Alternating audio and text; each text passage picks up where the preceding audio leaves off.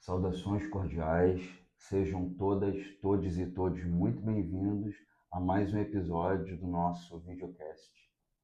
Fala IA, o conto da IA desconhecida, onde a gente trabalha a multidimensionalidade da IA e onde a gente busca trazer luz sobre alguns temas, né, que são importantes para a gente poder refletir.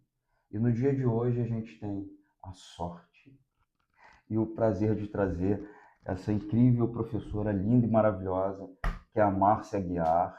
Márcia, seja extremamente bem-vinda, sinta-se muito acolhida. Muito obrigado pela tua participação, tá?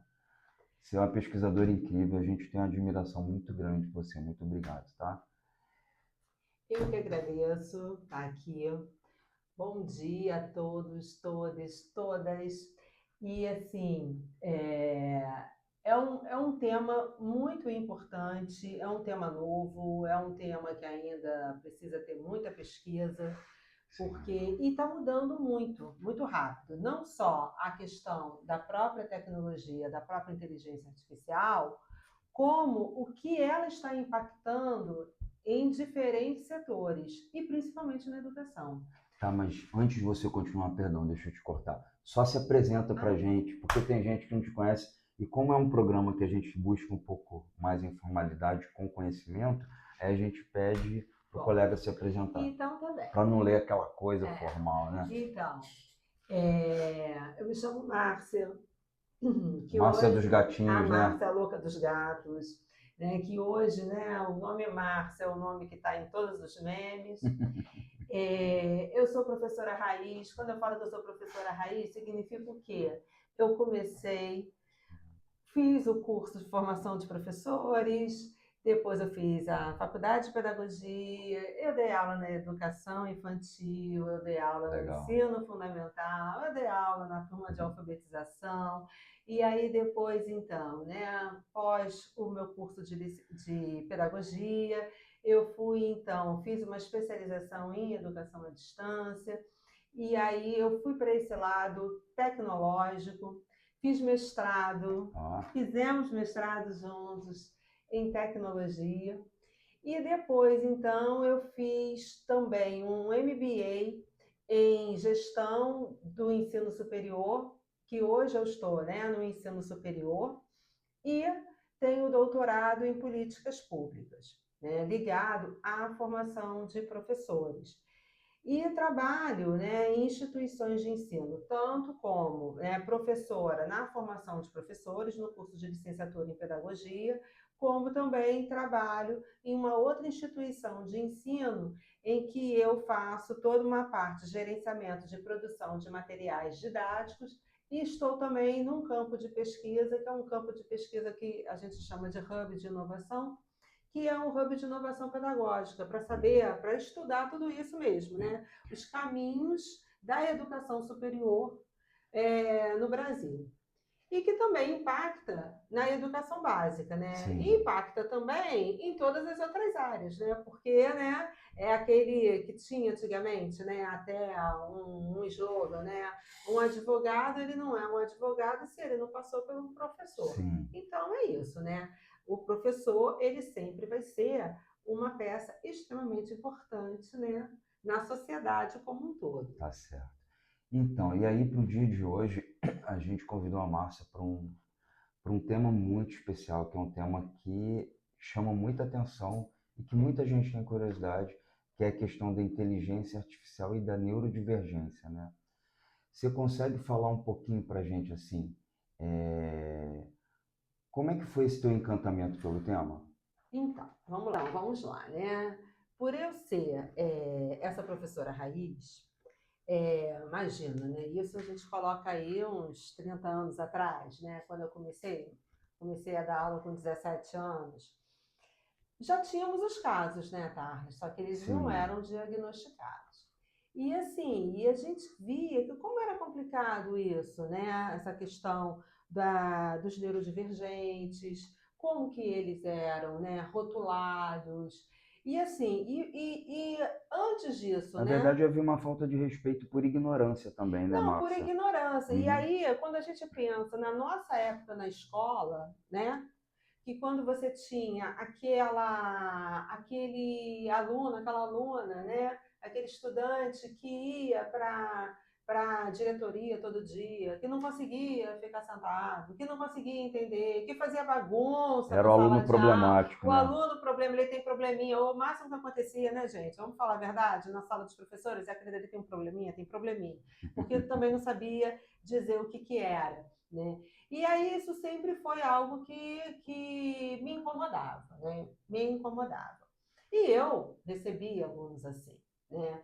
E aí eu, assim, eu sempre falo muito isso na minha sala de aula, né? Quando eu estou em encontro com as minhas alunas, né? Os meus alunos. Eu sempre consegui, até porque eu trabalhava numa escola construtivista, e a minha turma era até uma turma grande, tinha no máximo uns 26 alunos, então eu conseguia era atender a todos de uma forma diferenciada. E a escola dava esse apoio também. Mas só que você sabia, né? E como que isso dava trabalho, né? Bom, enfim, então aí você consegue. E quando você vai passando esses anos, tá? Você tem muito tempo também de sala de aula, né? Você vai passando, os anos Mais vão ou menos, eu estou passando. formado há um aninho. Os anos vão passando, e aí quando você entra em uma sala de aula, você já começa, você mapeia, né? Você consegue, num olhar, já mapear algumas questões que vão ali e tal. Bom, eu sempre liguei isso muito, né, quando a gente começa a estudar a tecnologia. Até que ponto a tecnologia ela pode ajudar no processo educativo e não em nenhum momento para tirar a ação docente disso, né? Quer dizer, existe a função do professor, ela sempre vai existir, mas existe o apoio que essa tecnologia ela pode dar. Bom, e aí a coisa foi indo, a questão, né, dessas crianças que a gente poderia chamar de atípicas, né, que elas hoje são também denominadas, né, de atípicas, porque não segue, né, o entendimento do mundo, né? Eu gosto muito desse conceito de neurodivergência, de neurodiversidade, né? Que são o quê? Né? São variações cerebrais naturais e que elas fazem com que as pessoas, né, os indivíduos, eles façam uma leitura do mundo diferenciada. Mas assim, mas não com aquele diagnóstico muito pesado de ser só como se fosse uma doença. É preciso isso? Também é preciso por causa das políticas públicas e tal, para dar apoio, infraestrutura, né?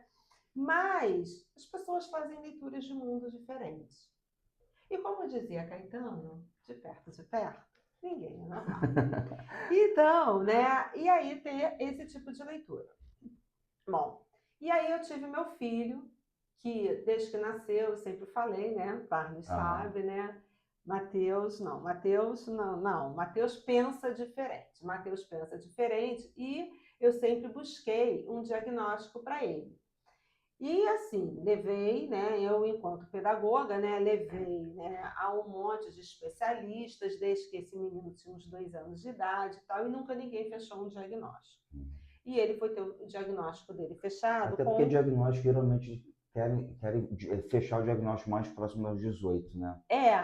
E assim, e a coisa mudou, né? Ele hoje está com 25 anos, então ele teve o diagnóstico dele fechado mesmo com 21, 22 anos, aí ele foi diagnosticado né? Ele é espectro autista, né? Nível 1. E aí, né? Suporte 1. E aí, então, ele sempre teve muitos acompanhamentos e tal, e até o psicólogo dele falou comigo, né? Falou assim, mas você não precisa ficar chateada com isso, porque você a vida toda sempre fez muitas coisas para que ele pudesse estar bem. Você não estava chateada com isso, né? Não estava chateada dele. Eu estava chateada, sim, de não ter tido previamente um diagnóstico, porque aí a gente podia, né, rever algumas ações que a gente fez que poderiam ter sido junto da escola melhor, mesmo, para poder favorecer melhor o desenvolvimento dele, né? Então essas coisas. Bom, Hoje, com a inteligência artificial, né, o que acontece? Ela pode ajudar bastante, não só a relação desses neurodivergentes com a educação, com a aprendizagem e com a escola, como também o trabalho do professor com esses alunos. Vamos pensar num mundo que não é um mundo ideal, em que você tem uma sala de aula com 30, 40 ali dentro, e que você precisa, que lá dentro agora, né, com a questão da inclusão, você pode ter de 4 a 5 estudantes com alguma questão e que você precisa, né, fazer o seu planejamento, isso do ponto de vista do professor, tá? Você precisa fazer seu planejamento e que esse plano atenda a todos.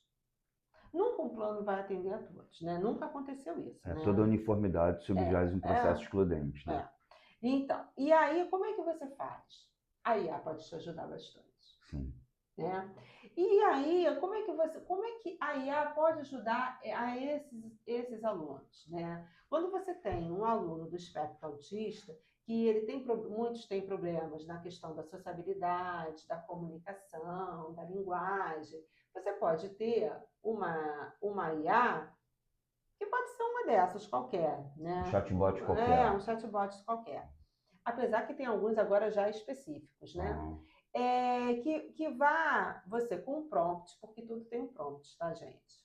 Sem prompt correto também nada vai.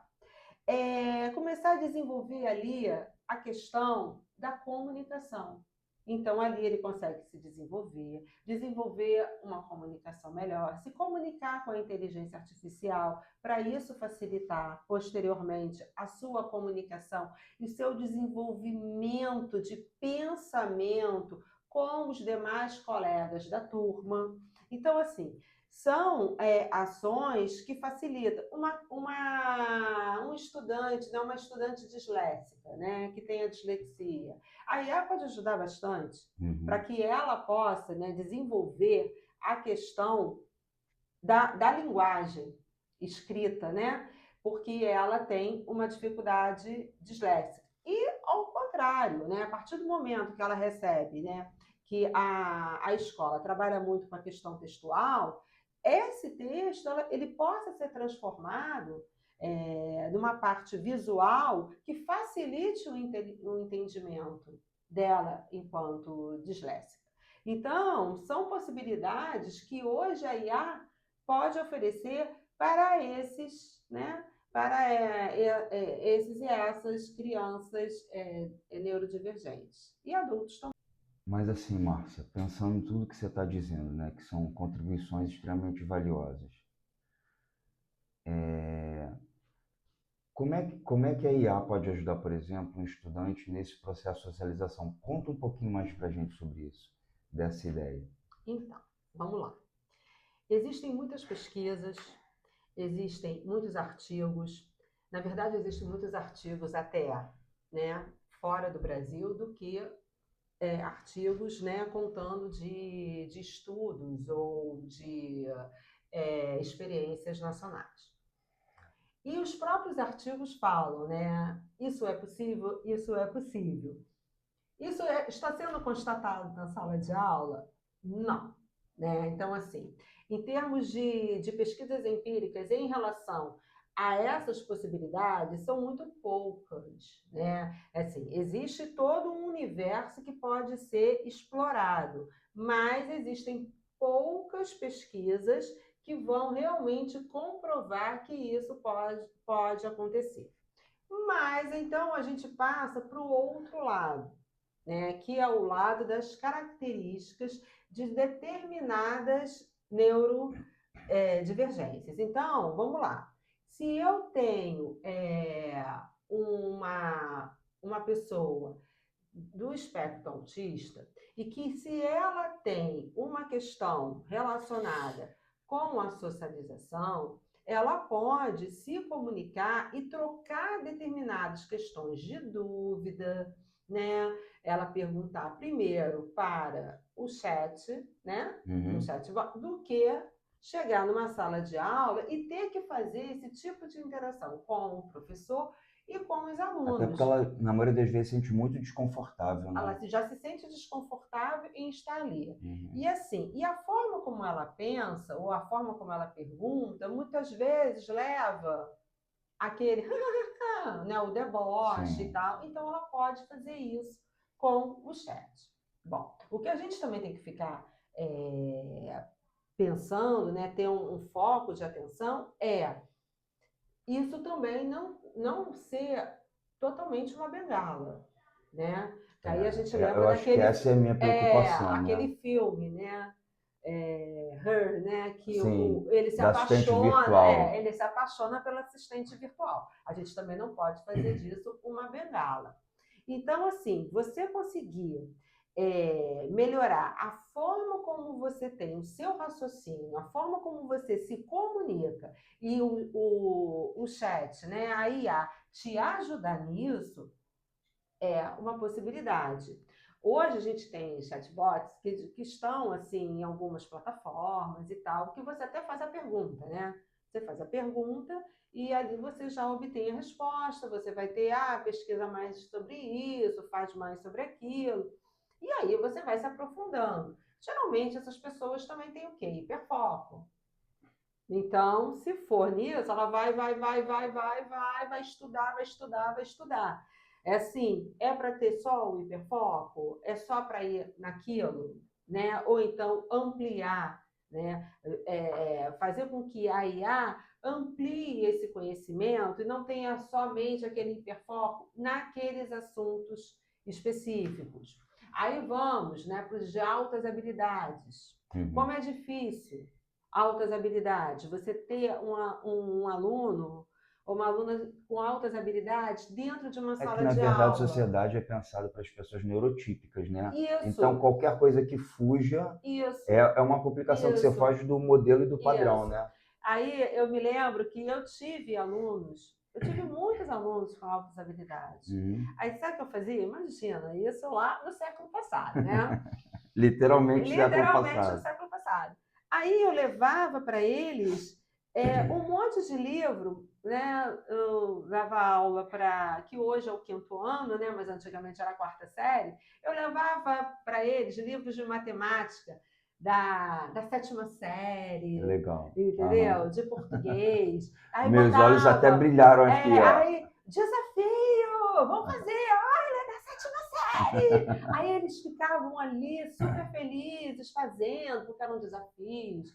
Eu tinha um que sabia tudo de mapa, de geografia, era uma coisa Era o hiperfoco espetáculo, dele, era o né? hiperfoco dele e tal. Então, peraí, eu já tenho aula de geografia, mas ele vai falar, não sei o quê.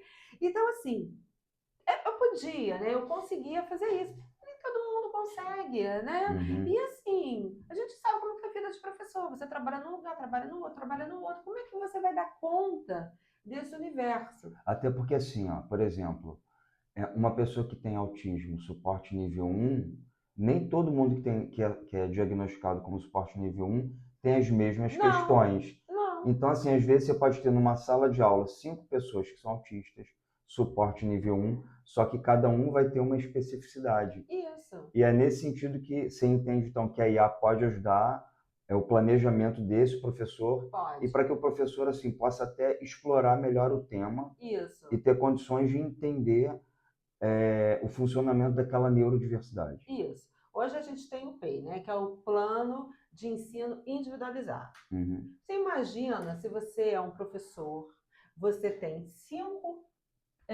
estudantes neurodivergentes e você precisa fazer o plano de ensino individualizado. Como que você vai fazer isso? Você vai virar madrugadas, né? Uhum. Porque para cada aula você vai fazer. Uhum. Então, assim, você ter uma IA que te ajude a pensar, você poder listar as características do Tarles, as características da Márcia, as características da Joana, colocar ali e em cima daquilo que você precisa trabalhar, né? Porque todo mundo precisa ter lá, né, o programa e Aham. tal, a grade curricular. E você dali, você conseguir desenvolver e ter, né, ações, sequências didáticas específicas para cada um, olha que maravilha. ou pequenas adaptações, né? Sim. Então, você consegue fazer algo individualizado. Apesar de, Tarmes, eu fiz pedagogia, né, no século passado. Aham.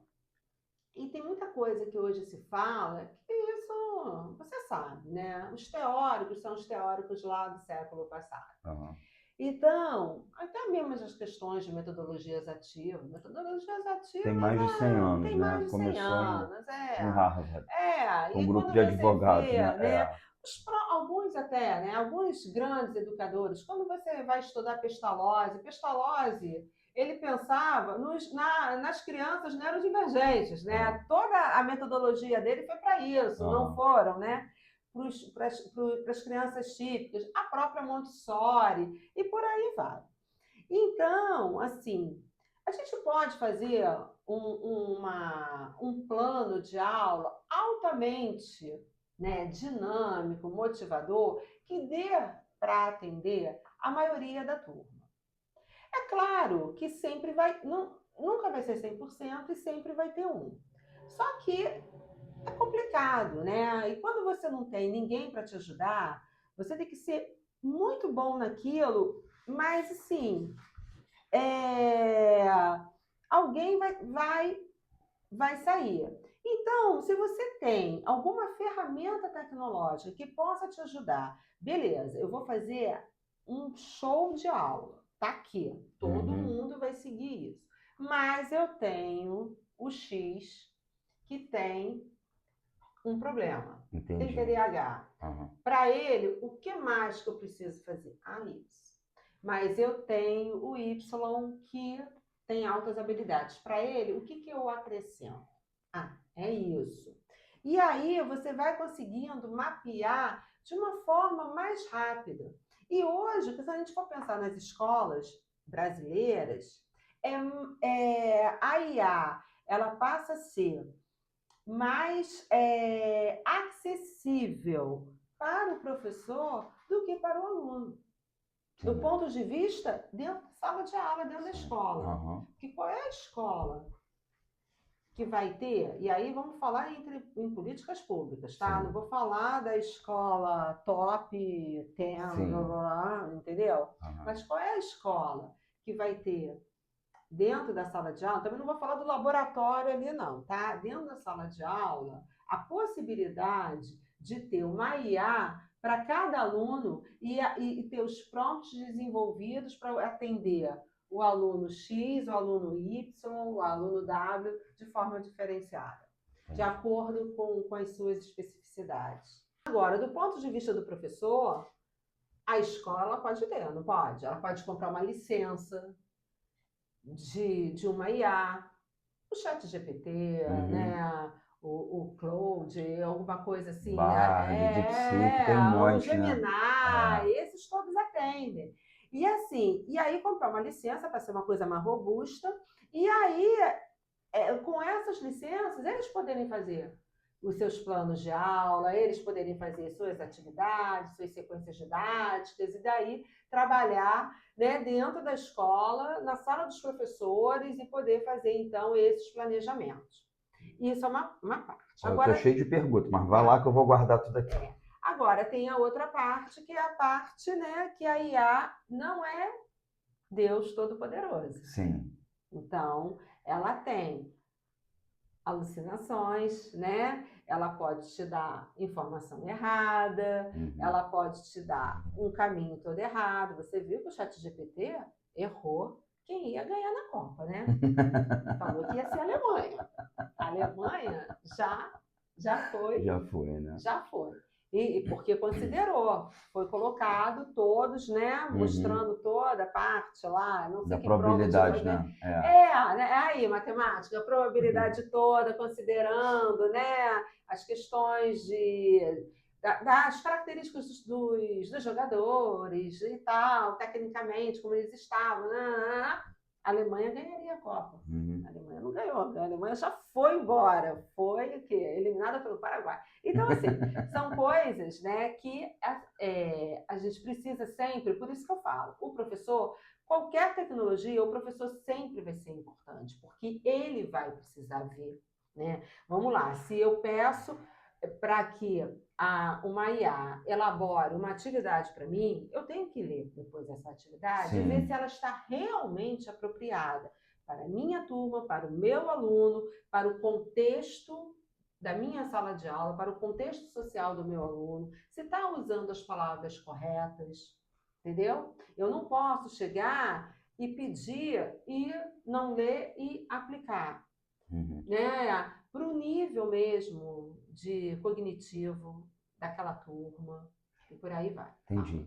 Você está falando e estou pensando em muitas coisas e eu lembrei agora de um artigo que eu li. Depois eu coloco o print aqui nesse vídeo, tá? Eu não lembro o nome do artigo agora. Mas eram de dois pesquisadores, se eu não me engano, eles são da Ásia. E eles estavam dizendo da possibilidade da criação de uma IA que tivesse um funcionamento neurodivergente que pudesse atender pessoas neurodivergentes. Que interessante. Porque, na verdade, a IA ela é pensada para pessoas neurotípicas, Isso. né? E ela busca tentar atender essa diversidade. É. Só que talvez, se a IA fosse programada, né, com algoritmos e com uma linha de pensamento de uma pessoa neurotípica, talvez ela conseguisse fazer com que aquela pessoa conseguisse explorar melhor todas as suas potencialidades. Assim, ó, eu não, assim, em nível de programação, nem sei se seria possível, eu acho que não deve ser tão difícil. Mas eu achei interessante a ideia que foi ventilada nesse artigo. Mas assim, Márcia, deixa eu te perguntar. é, Da mesma forma que o professor, então, ele conseguiria usar essa inteligência artificial para que ele pudesse entender melhor todos os estudantes, para poder fazer melhor esse planejamento, para que o tempo dele também fosse otimizado, né? Claro que ele vai ter que fazer supervisão. Você acha que dessa mesma forma o mediador que está com aquela criança na sala de aula também pode fazer uso dessa inteligência Sim, artificial? claro, né?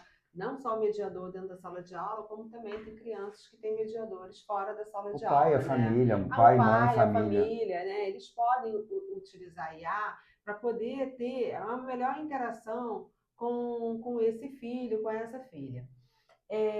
E aí vem uma questão, né, que a gente estava falando, né, compra licença e tal, que é essa questão de como que a IA aprende, né? A IA aprende com todas as informações que a gente coloca lá dentro. Sim. E aí tem uma questão ética, Uhum. que precisa, né, ser também pensada. Quando a gente fala de uma escola, né, comprar uma IA, quando ela compra uma licença para que aqueles dados que ela vai colocar ali, eles fiquem só para, eles não podem ser passados para Não sejam socializados como banco de dados, como um né? banco de dados. Por Uhum. quê? Se eu quero, imagina, né, Tarles, eu vou colocar os dados do meu filho, ou então, né, se eu coloco os dados do meu filho numa IA aberta, isso é um problema meu, né? Uhum.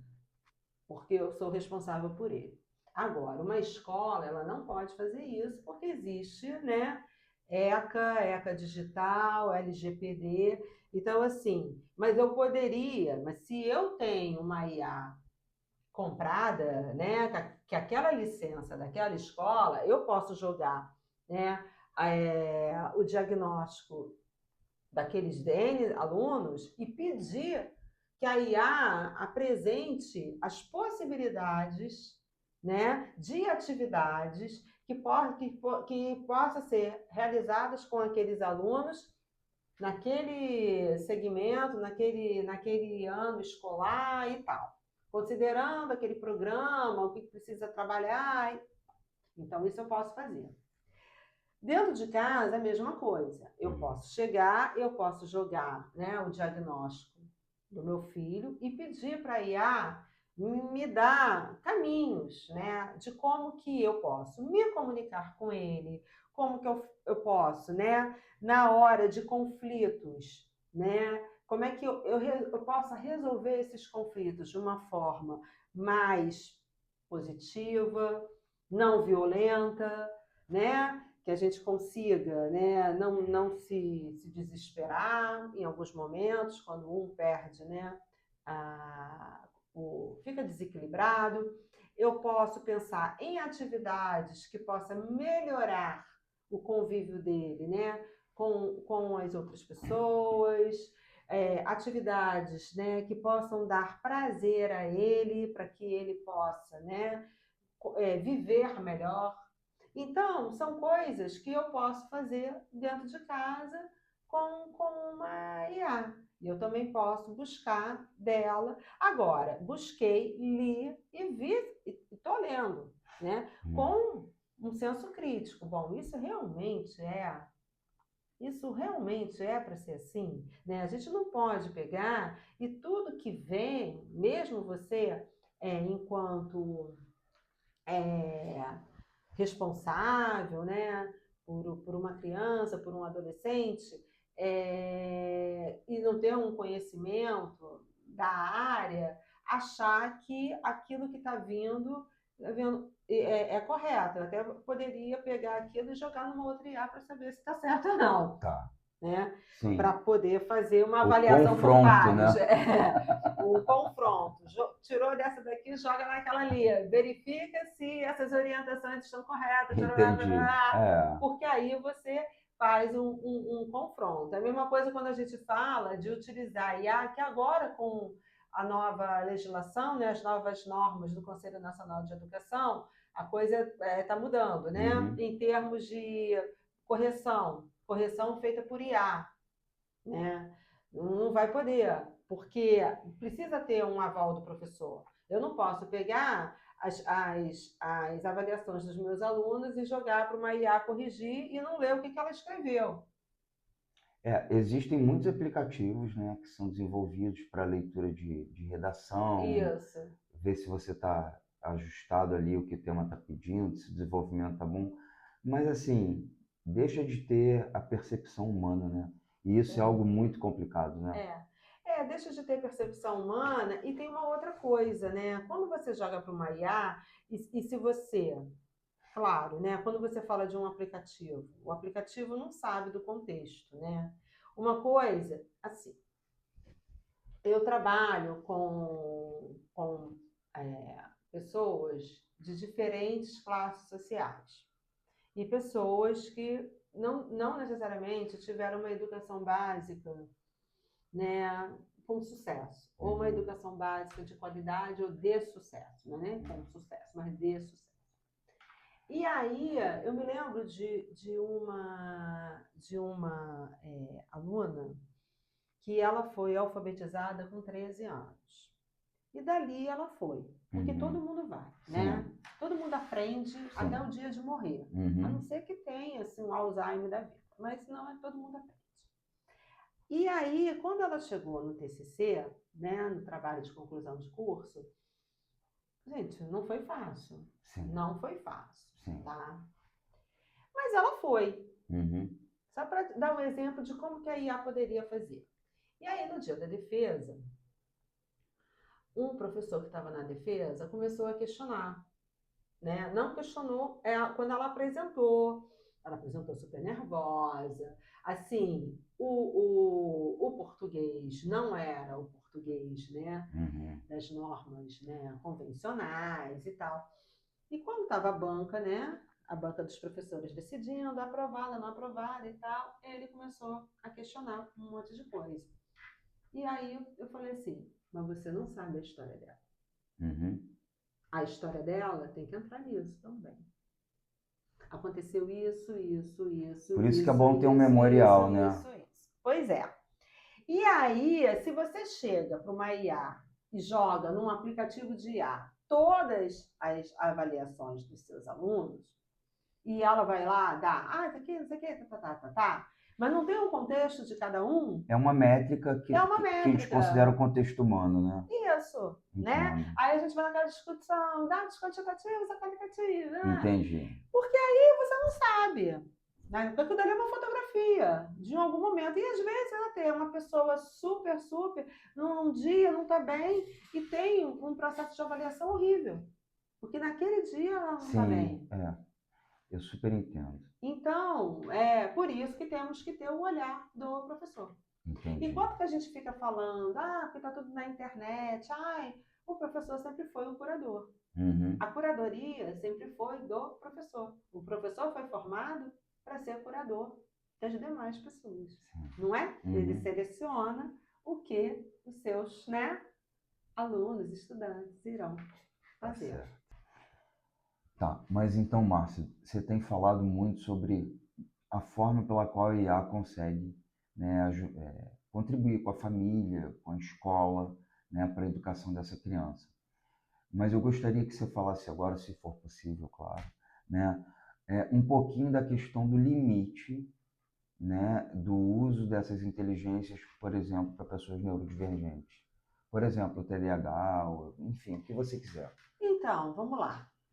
Quando a gente fala da IA, por isso que lá atrás eu até falei, cuidado para não ficar dependente Da bengala, né, que você Da falou, você usou bengala. esse termo, bengala. Então, é, a gente tem vários estudos que falam, né, sobre a quantidade de tempo de uma criança, de um adolescente e do Sim, próprio adulto sim, numa tela, sim. O que né? que isso pode E gerar, né?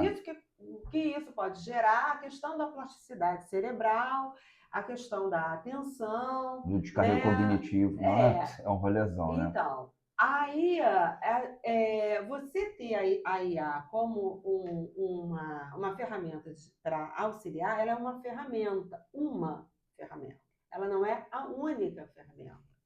E assim, e se você buscar um tempo X para que isso possa acontecer e conseguir transformar, a própria IA pode te ajudar, né? O que eu posso fazer para que, né, meu Uhum. aluno ou meu filho com TDAH não fique tanto tempo nas telas, ela mesmo vai te dar várias possibilidades para que você possa trabalhar com isso, né?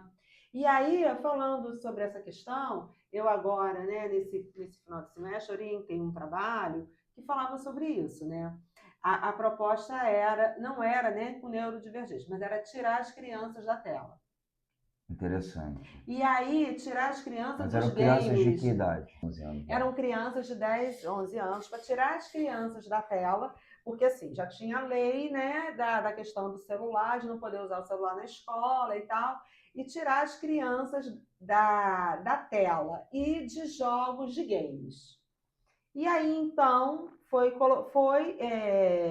a pesquisa foi essa, foi introduzido jogos de tabuleiros, Olha que para que as legal. crianças fossem, né, jogar. E aí a percepção foi, né? A conclusão foi, eles amaram, eles conseguiram. No início, não estavam Saíram de querendo, uma não zona de dava. conforto. E aí, mas depois foram, e aí começou. Aí tudo aquilo que a gente fala, né, do jogo, né, da questão da integração, do respeito às regras, do você esperar a vez do outro, algo que, né, no mundo virtual você não precisa esperar. Hoje, Uhum. então, com a internet super rápida, né, mais ainda. Então, tudo isso eles foram conquistando novamente, né? Entendi. E aí gostando pra caramba de estarem ali jogando e pedindo para jogar, né? Então, assim, é possível? É possível, né? Eu, lá no século passado, eu li um livro que, na verdade, eu nem sei se tinha no Brasil, porque na época a escola onde eu trabalhava era uma escola que fazia N informações com seus professores. E era um livro que foi traduzido por uma das diretoras e tal, que se chamava Os Unicórnios São Reais. E que era de a autora era uma pessoa com dislexia, teve muitos problemas na escola. Imagina, no século passado ela não sabia muito Sim. bem, eu devia também ter Uhum. alguma coisa do espectro autista, mas naquela época Sim. não era diagnosticado como. E aí, e ela passa uma parte do livro dando N atividades para você fazer na sala de aula fisicamente, entendeu? Uhum. Para quem tem déficit de atenção. Aí então você colore o arroz Uhum. com cores diferentes E aí você vai trabalhando com a criança, até mesmo a questão da pontuação para a criança disléxica. Você vai colocando ali as cores diferentes e tal. Então, assim, tem possibilidades, Uhum. né? Você pode ter um tempo para isso, um tempo para a criança usar a inteligência, poder desenvolver sua fala, desenvolver. Você estabelece uma rotina, né? Vamos trabalhar com rotina? Uhum. Educação infantil é para isso, né? Para trabalhar com rotina. E as rotinas deveriam seguir, né? Dentro da família, inclusive. Então, você tem uma rotina. De tal hora a tal hora, eu fico na tela. Depois eu saio e faço outras questões. Para que eu possa, né, ter uma percepção e eu possa desenvolver, então, toda essa minha parte cognitiva também, mas de uma forma mais prazerosa, né? Que não era. Hoje a gente sabe, né, dessa questão da leitura, da escrita, né, da necessidade que a gente precisa Uhum. escrever, o que o movimento da escrita, quantas cognições e sinapses são feitas com a Sim. escrita. E foi muito interessante porque teve um instrumento, uma proposta de avaliação que eu fiz com uma turma minha, né, de forma de futuras professoras, né? E eu apliquei papel, Uhum. papel e caneta. Aham. Vamos escrever. A Quando chegou no tecnologia final, ancestral. quando chegou no final, uma falou assim: professora, eu estou muito tensa, porque eu acho que eu não sei mais escrever de tanto que eu Tá digito. digitando. Então, eu não sei mais escrever. É, Eu não sei mais. Eu estou com a mão doendo. E é assim, a porque falta de hábito, a né? falta de É, hábito e assim, isso é uma questão realmente. é muito da neurociência. A neurociência diz, né, que tem determinadas práticas, principalmente como a da escrita, que ela ativa determinadas regiões do cérebro que não são ativadas. Tua capacidade de memorização ela é muito melhor. Tua capacidade de síntese, porque você precisa colocar num papel, por conta da limitação do espaço, as tuas ideias principais. Então, assim, teu pensamento crítico acaba sendo muito Acaba sendo, ativado por conta dessas outras questões, né? Então, isso é sério a gente pensar por causa do pensamento crítico mesmo, né? Entendi. Mas isso já é uma questão que também não é só relacionada a IA, né? Essa questão Sim. do pensamento crítico já está até anterior a isso, até com as próprias redes sociais. Sim, sim, sim, sim. Isso aí vai ser tema para o nosso próximo podcast. Ok. Então, assim, pessoal, a gente está chegando no nosso bloco final. Eu quero agradecer muitíssimo aqui a professora Márcia Aguiar, que é essa grande parceira, né? É uma pessoa que eu admiro muito, tenho um carinho muito grande. Márcia, muitíssimo obrigado pela tua participação no dia de hoje. E é isso, pessoal. Até o próximo episódio, tá? Tchau, gente. Muito obrigada. Obrigada pelo tempo de vocês, de estar aqui ouvindo a gente, porque o tempo é algo extremamente valioso na nossa vida. Então, vocês, assim, estarem aqui ouvindo, assistindo, é muito importante. Bom, Obrigada. falou, pessoal. Um abração.